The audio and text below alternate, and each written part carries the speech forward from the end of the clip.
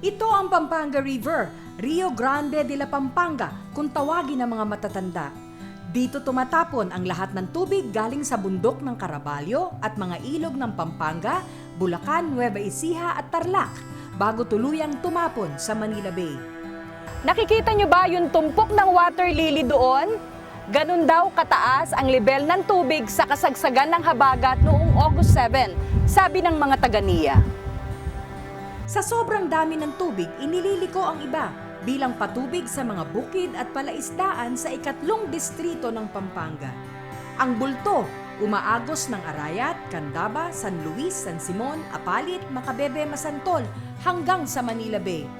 Ang problema, naaagnas na ang lupa ng lumang Arnedo Dike. Kinatkat ng agos ng tubig habang nag-iiba ng ruta ang ilog. Nasaan po ba dati yung ilog dito? Doon pa sa may kawayanan yun. Masyadong malayo eh, ngayon malapit na.